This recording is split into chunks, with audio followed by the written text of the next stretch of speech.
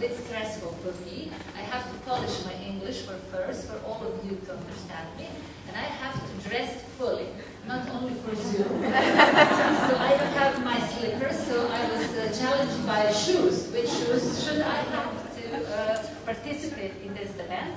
So I'm very happy to be here. I have obviously shoes, and I believe that something of the presentation that I prepared will be something new for you, or even more happier will I be if this will be something that will make you do something. Because I think that in participation it is important to act, to be a social actor. So this is what I was very happy that the colleagues gave me this topic, the right to participate, because I think and I believe that one of the key problems with the participation is the way we define it. I mean, sometimes when speaking about children, we forget that this is the right that is stated in the Convention of the Right of the Child, and this is something that we shouldn't negotiate. This is the right of the child. And of course, the second topic that is very important to me, this is meaningful participation, because sometimes we have this symbolic, tokenistic, and very decorative participation, which is the most common in the practice, and what we want for us and for the children to be meaningful.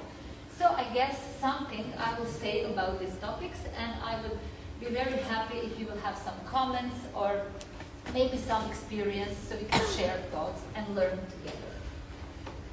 So these are the key topics that I decided to speak today. The first are definition of participation, and I hope it will not be boring but challenging for you just to see how do we understand participation and what child participation really is.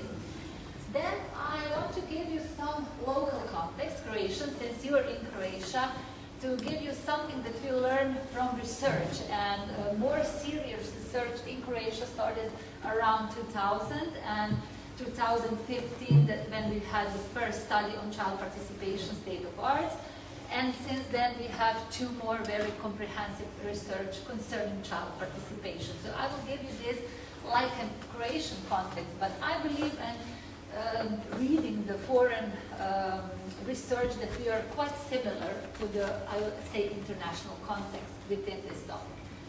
And in the end, I would say something about promoting meaningful participation. I was thinking when creating my presentation, should I say promoting, should I say demanding, should I say advocacy?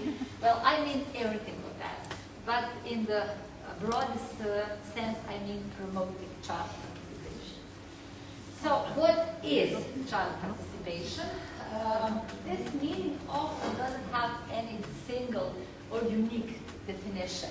And when you ask adults, do children participate? They will say, of course. They come to school, they come to kindergarten, they have families, they go shopping, they are participating. So this sometimes we are defining participation as very broad, as we would say, umbrella term that encompasses all children's activities, which is very good because we are making them visible as social actors.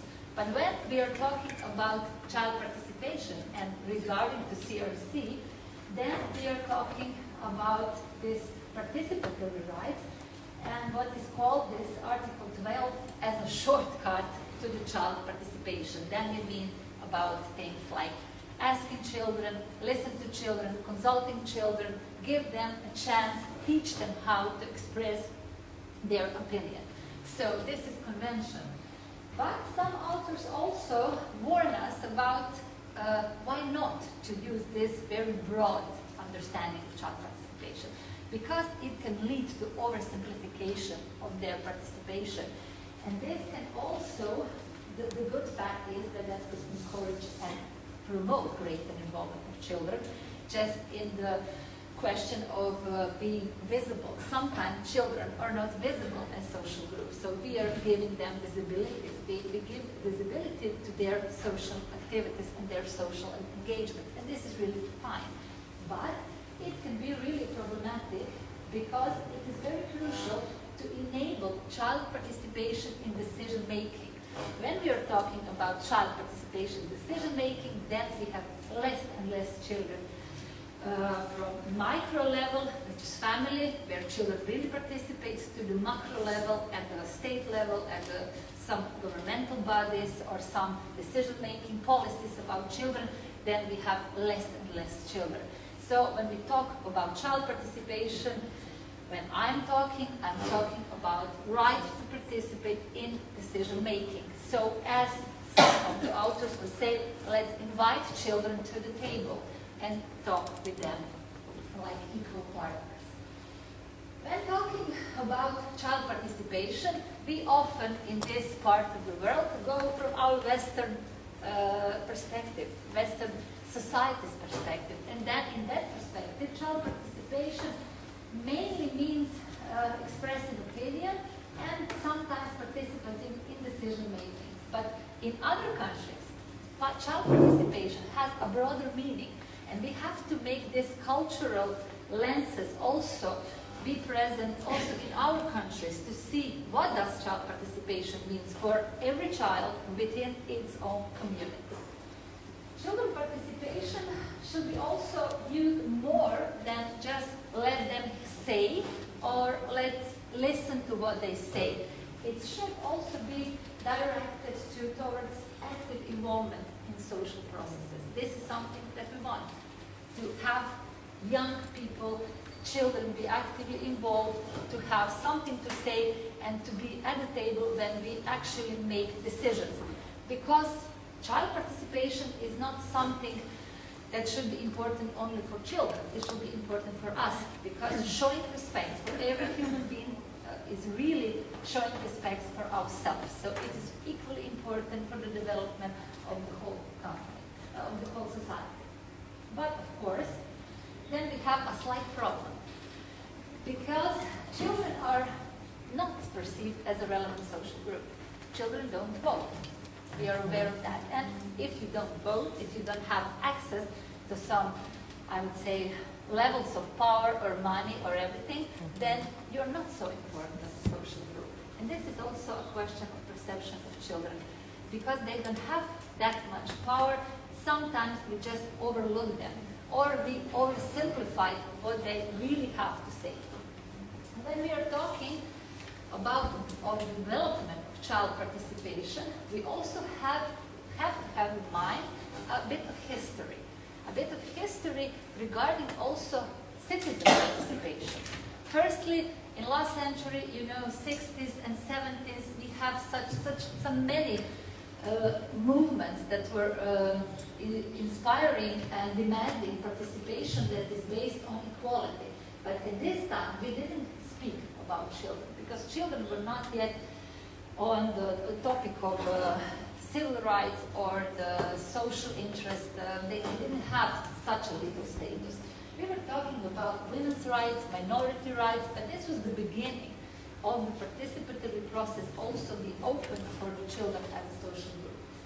Then in 80s and 90s, children got into the focus. So we got CRC, and of course we were focused on competency of children to participate. We were talking about, do children have really competencies to talk, to express their view? Do they know what they're saying? Are they aware of the world they're living? So we were really very concentrated on the competencies of the children. And in this regard, this participation based on differences, participation were mostly declarative and mostly symbolic, but it was happening. So I think that in this time we were just happy because it started to happening. The children were starting to be visible. And now, this is the syntax that we are very often use, this new normal. At the beginning of 21st century, the voice of the children become a discourse that is really often met within disciplinary research and education. We now believe in different voices, and listening to the different voices become normal. There is no question about it. We are not questioning should we invite children. We are now questioning how to invite children, when to invite children, where to invite children. Now we are very based on dialogue. So this is now something shifting within these competencies. Early on, we were relating only on competence of children. Now, we are very aware as adults that we need to talk about competencies of adults. Okay, when we invite children, do we have really competence? Do we have time to listen? Or do we have this will to listen to children say and do something about it and give them feedback about what we do? So this is also something that we have to talk. This is social accountability. We have to be accountable. We have to be responsible for our children. So this is back shift to adults. How will we make this happen? So this listening to the voices of children is really something. This is a base for decreasing social exclusion. And now, with having children, and you are aware of many student councils that are working well, or maybe some groups at international levels, advisory groups of children that are very strong in advocacy, they are very loud, and I believe that we as an adults can really learn from them. And in 21st century, I would say this is the new normal. We are talking with children and we have to know how to do it. This is, I'm sorry, this is very, you don't see it quite well, but I will tell you, this is this local Croatian context. So we have 3 figures of research concerning participation. First one goes from 2015 to 2017, and we were asking ourselves, what is participation of children in Croatia? How does it seem from the law perspective, from the study perspective, education, research, and practice? And we needed so to say, state of art, so just to know where are we. Then, after this one, the Child Ombudsman Office decided to act upon some of the recommendations from this first one. And then we had this great research on child participation in schools in Croatia. And this was also quite big research. I will tell you the main conclusions from the research. And from 2018 to 2021, we did also participation of vulnerable groups of children, because we know now we have the broad picture, we know something about the children in schools, but we learned that participation didn't have this inclusive meaning for all the children, that only some children participated more and some children didn't participate at all. So we said, okay, let's see what happens when you are a child in a vulnerable group. Can you participate? What do you believe about your own vulnerability? What do others think about your vulnerability? And does vulnerability limit the participation? So what can we do? So this is something that we have. This is, I'm very sorry, it's not very visible, but I will try to describe it. So these are the conclusions from our first study, state of art of child participation in Croatia. You can see that we research and examine every law, strategy, and policy document in Croatia. And what we learned is that at this level, participation is very well regulated, very well. You have all the norms in all the laws, in all the guidelines says you should consult children. Children's views are important. But then when you ask, do you really enforce those laws and recommendations, then the answer was more or less not really.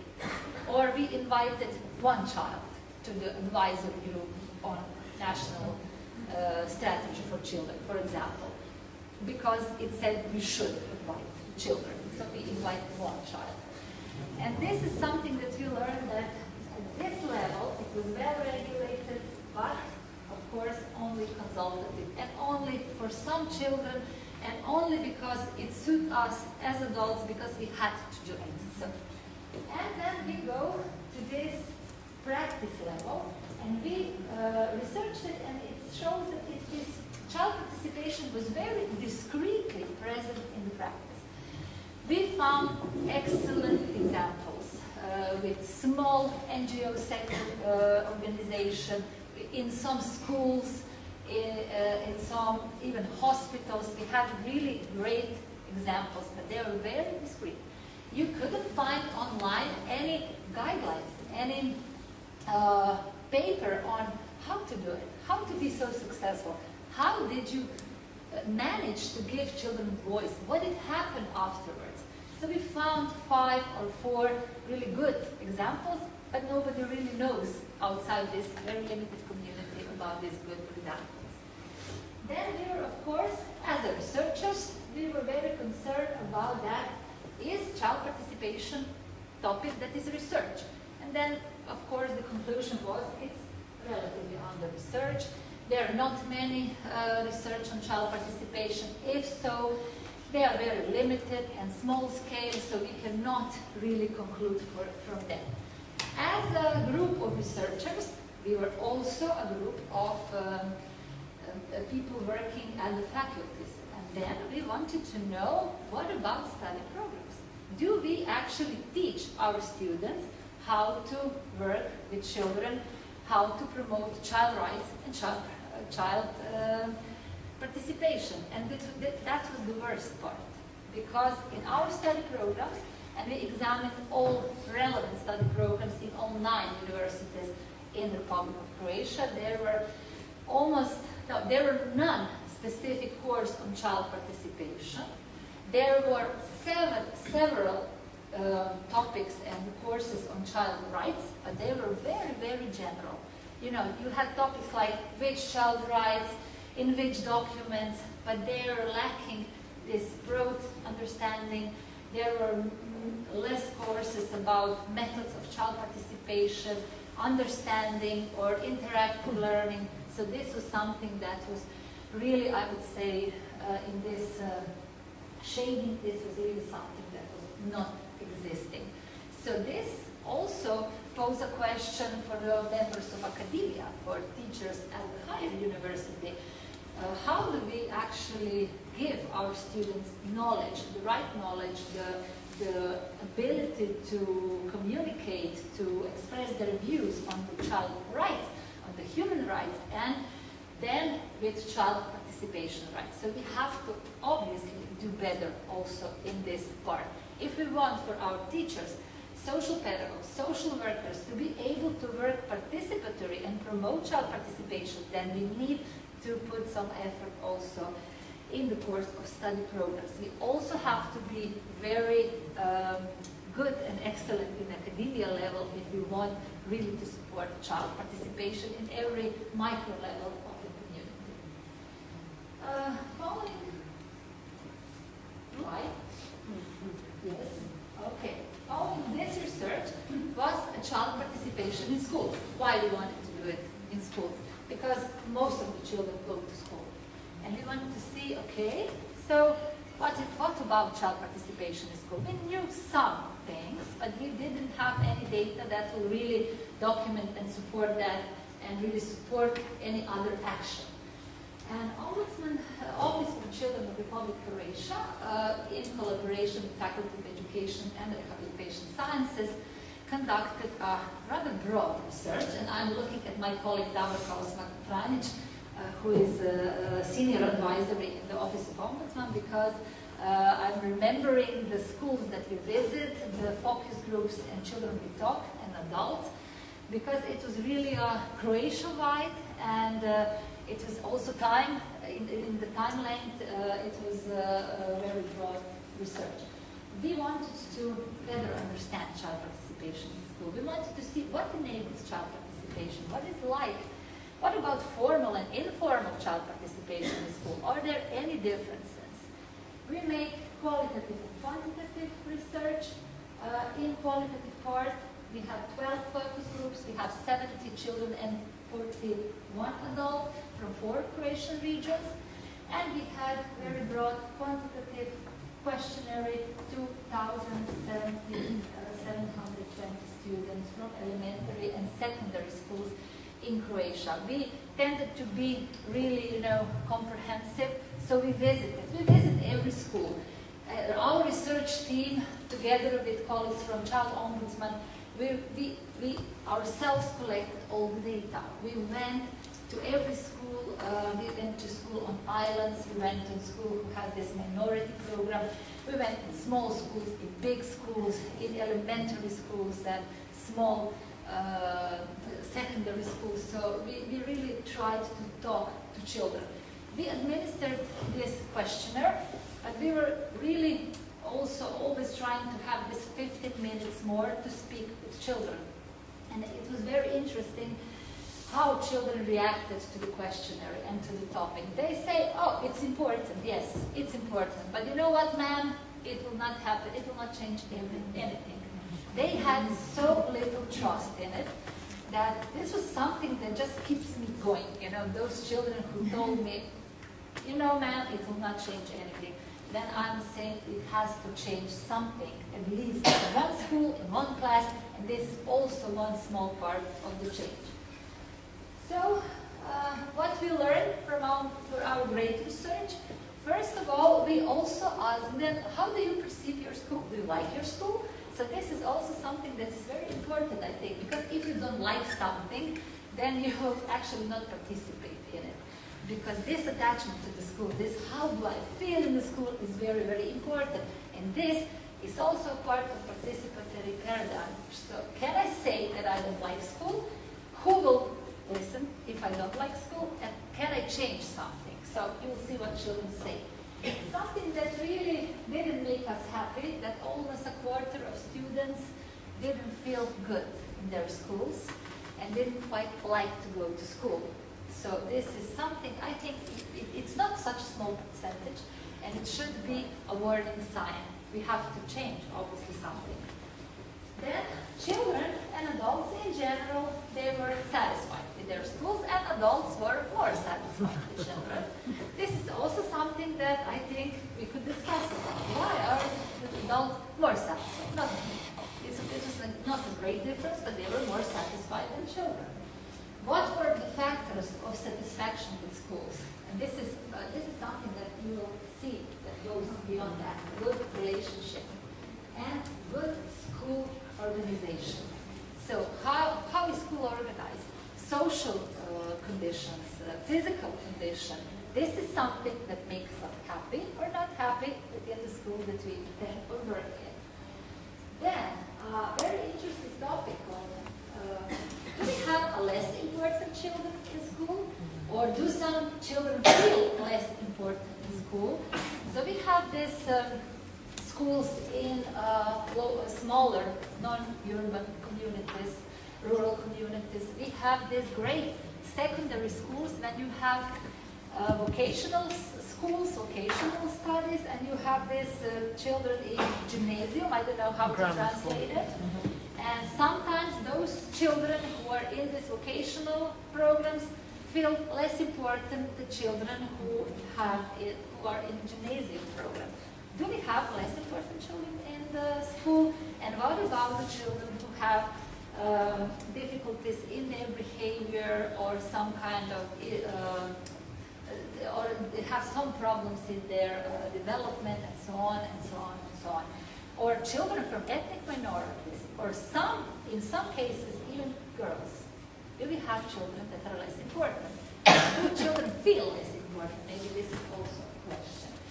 So, and what we find out in 21st century, and nobody cared, frequently, very frequently, that some basic conditions are not met in some schools. No warm water, no locks on the toilets, no hot meal in the school, not feeling safe in my school, and no soaps in the school. And you know, in the beginning of the epidemic, how soaps really become important. But we didn't have soaps in the schools or toilet paper, and it was adults didn't actually bother with that. They were just so, I would say, tolerant to that, and children really mind that, because this is some basic condition that makes you feel good in your school. What about perception of child participation in schools? Adults and children seem to think that this is very, very important, extremely important. But participation is considered important because of this uniqueness of child perspective.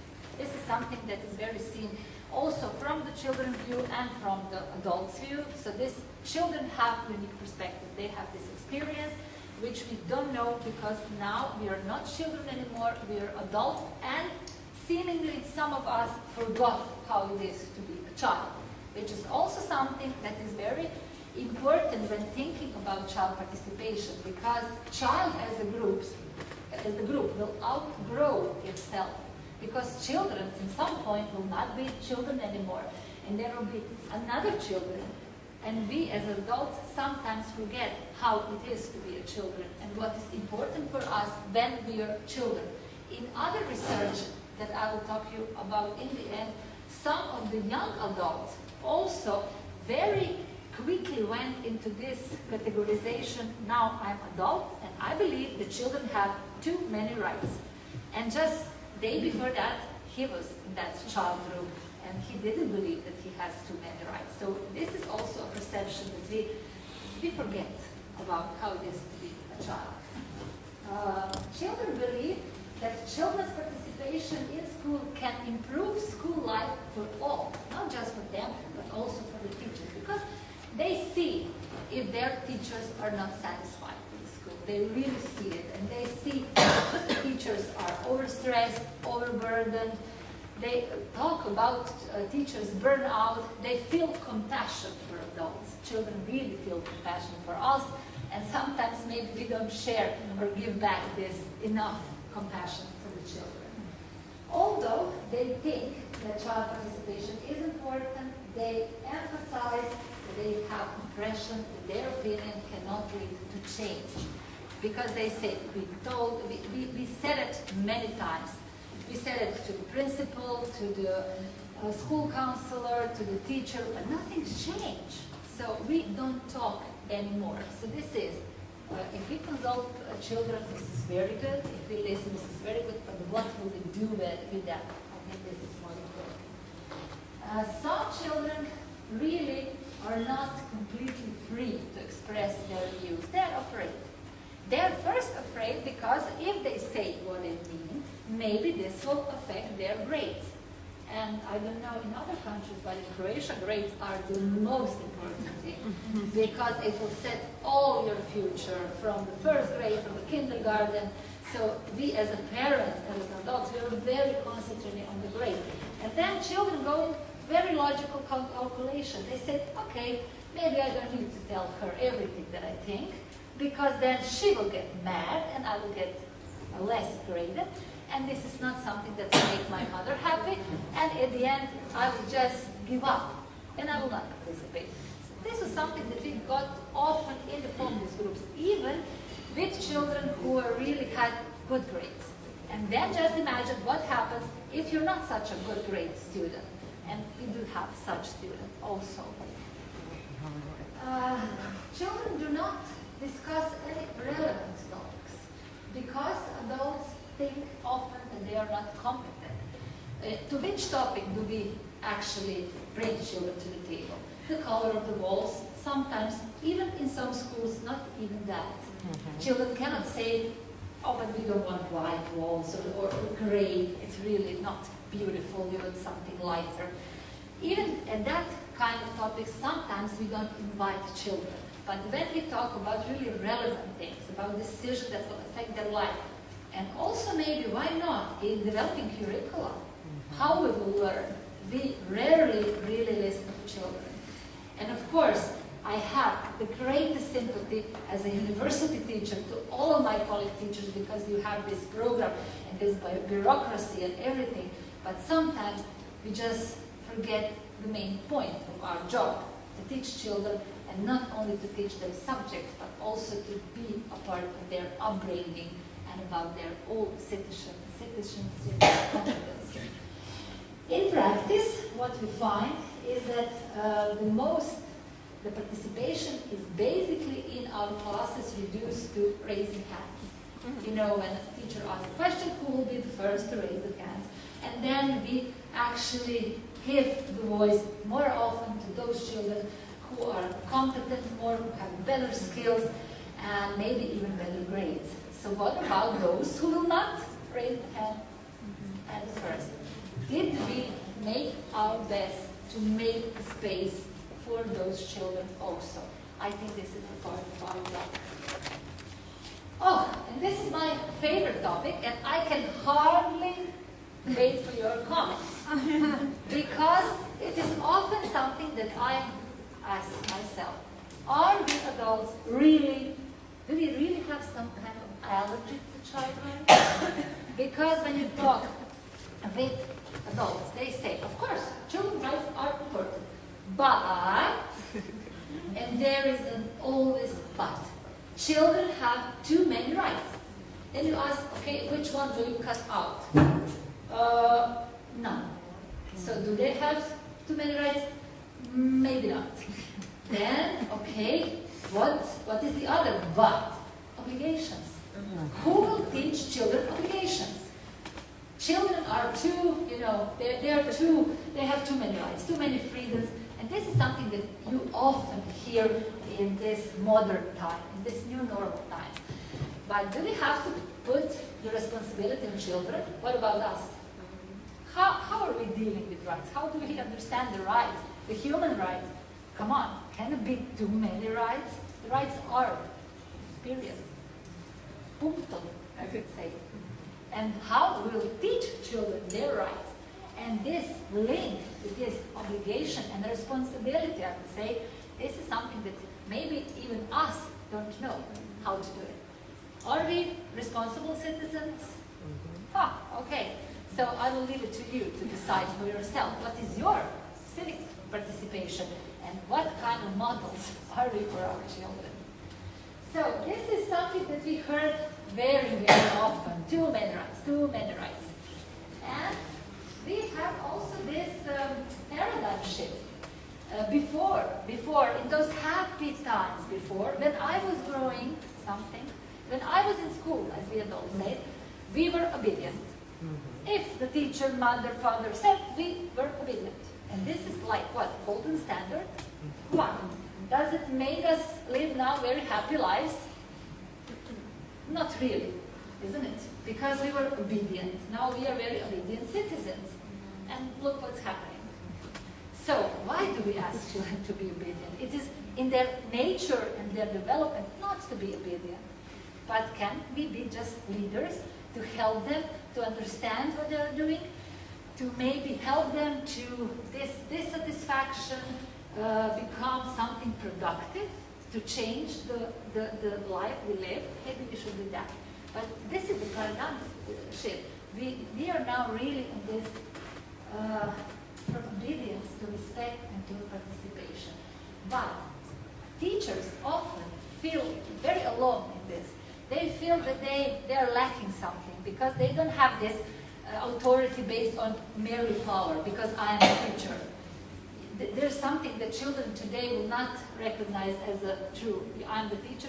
Maybe they are very little, but when they grow, they will see all our flaws, and then we have to be very authentic and live with them the everyday. So this is what happens also with children, with teachers. Teachers lost their allies, because before parents were really with teacher, and now you have parents who are very upset with the fact that their child should, go enroll in the university, in secondary school. They want better grades, and they really put the force on teachers. So teachers really feel alone, and then they don't know how to set these boundaries. They're asking themselves, and then we are all some kind in this practice, sometimes lost in transition to see what will happen. And some teachers really experience marginalization and insecurity, which is, I would say, this reflection of how do we perceive teachers in our communities, in our societies, which is very problematic. And some of the teachers said, is there any ombudsman for teachers? Why do we have ombudsman for children if there is no ombudsman for teachers? So many of them really have this feeling of insecurity. Teachers also complain that there is a lack of clear vision at the level of education system. What do we want from participation? Do we just want, to tick the box of some law or something, some guidelines, and say, do we have school council? We have. And what do you do with school councils? Oh, you will see nothing. So there is no good and clear vision. What do we want for child participation within the education system? And I don't know if anyone from the Ministry of Education is here. If so, I will be very happy, because when we talk of child participation, the people often missing are the people from Ministry of Education. So hopefully today somebody is here. And teachers said that they need content related to child participation in their education. So they said, nobody really taught us how to work with children more participative, or how to talk with children about their rights. So we want more of that content in our research. What about forms of child participation in schools? Well, children have very rich life at schools. They have many curricular and extracurricular activities. And many of teachers and adults says, you see, child participation in our school is very rich. But most of that is something that is called humanitarian activism. They do lots of volunteering, fairs, some small projects, but they are not involved in decision making. When it comes to decision making, from the point of one class to the point of the whole school, the decision making is almost participation in decision making almost not exists. We learned also that the student as an individual child can participate, especially if he or she has good grades, or is social competent, and self-confident also, he or she can participate. But when we are talking about students as a group, they participate very little in the already. Okay. They participate really little in this school. So, what we learn more, that when you come to the secondary school, your competencies for participation go up, and your possibilities and opportunity for the participation goes down. Because then you have some more things to learn, then you have to, get prepared maybe to go to university, and the schools also, and the teacher became less inclined to listen to the voices of children, because they see that as not obedient behavior. And they say, what do you want? Why are you being so rude to me? And they're just expressing, they're very critical at that age. We have to make this space. Student councils, I can talk 5 days about student council. I will not do that, I have 1 minute. That nobody really knows, except in really honorable exceptions, what student council is and why do we have student councils. And in student council, mostly children who are class presidents and so on can join the student council. Other children who have the opportunity. Why do they have? In the school where my daughter goes, the school council representatives are very happy because they have chance to have cookies and juice with the principal. And this is the high point of student councils, which happens once a year. So, why do we have it? Nobody really knows the purpose of the student councils. So this is missing purpose of student councils. They don't have any important topics that they, as a body of the school, can really get influence. So, and of course, what about this, who are not so good, so decent, so hard-working, so diligent? Can they be part of student council? Not really. Role of adults, well, children and adults in schools cannot be equal. Children say that we are not equal. The power for decision is in the hands of adults. And what children want really, more respect, more equality, and more fairness in this approach. Because sometimes as an adult we are really unfair. What can encourage child participation? Good relationships, mainly good relationships with adults that are giving adults to children as the leaders, as the mentors, as the compassionate people living in the school community with them. Then we have to have this child-friendly participation. Maybe school councils are not really child-friendly. Or do we have meetings and have these minutes from the meeting? This is our forum, adults forum, and we don't like it. Why do we force children into that? Do we have some other methods? Of course we have. We are brilliant teachers. We have some methods. And very important, how do our school looks? Do we have, you know, these round tables that can be discussed, when everyone, maybe not everyone is really confident to speak in front of audience. I know I'm nervous all the time. Thank you, you're wonderful. So you make this easier for me. But for the children, can we have some other forms? How do our school looks? Do we have schools that enable child participation? And now I will just go here, just a bit to child participation from the vulnerable groups, because Miali also told me that I have 9 minutes left, but I will take just 2. Okay, so what we learned from this recent research from the vulnerable groups is that most children within vulnerable groups participate more inwards, within their own community. And when you look for them in the school council, in the children's councils, in the cities, you don't find them. There are no Roma children, for example, in maybe child council in some town or municipality, or in school council even. So we have to see where those children participate. Children feel that they don't participate sufficiently. There is a great gender inequality, especially with minority groups. We have to be aware of that. And which is also the scope is very narrow. So child participation with vulnerable groups is very declarative, very limited, more individual, rarely collective, very formal, and we have really little communities where participation is a culture. So we can see that vulnerability of children, and it is very, very complex, can really diminish their participation. So that means that we have to work a bit harder with vulnerable groups of children to make them participate. So I will not bother you with that. I will just bother you with that stool. You see, it has 3 legs. This is something that I learned about child participation from Emerson Davis.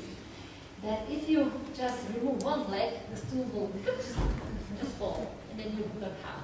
So what we have to do to make the participation inclusive, because it is the right, and the right of every child, not just some elite right for class presidents, for example. Then we have to really focus on relevant, what children call serious topics. Why don't we talk with you about serious topics, about something that really want to know? And of course, the perception of children, that would be also good to change, to see children as competent social actors, because they are. And we have to give up this, discourse of children are our future. Yes, of course, the children are today here with us. So we have to make it start from today, not tomorrow. Key factors here are updated adults, so our competences, can we work with children, respectful relationship, and of course education. We don't know how to do it. Let's learn. Let's learn from each other. Laura Landi had this great model where she said, you need space, you need voice, you need influence, and you need audience. So we have to, if we want the children to speak, who will listen? Can we bring this principle really to listen, to stay at the meeting and listen? And if something changed or not, do we have decent respect to go to children and say, okay, nothing changed. We are very sorry. We tried this and that. But just give them feedback. And as Gershon said, we have to see what component of child participation we have. Is it just for the legal that we tick the box? Do we feel it morally as something that it should be done because participation is a value?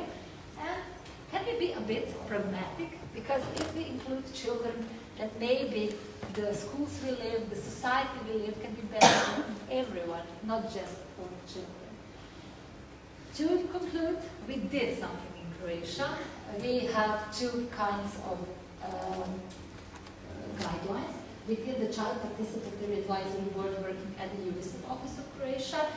So we gather up with children, adults and children, and we have 2 sets of guidelines. One guidelines are for quality participation of children, and one guidelines are for participation of children in the meetings, in advisory group, and in working bodies, because we see that adults maybe not necessarily know how to include children. So we wanted to give them some tools. With that, I thank you for your attention.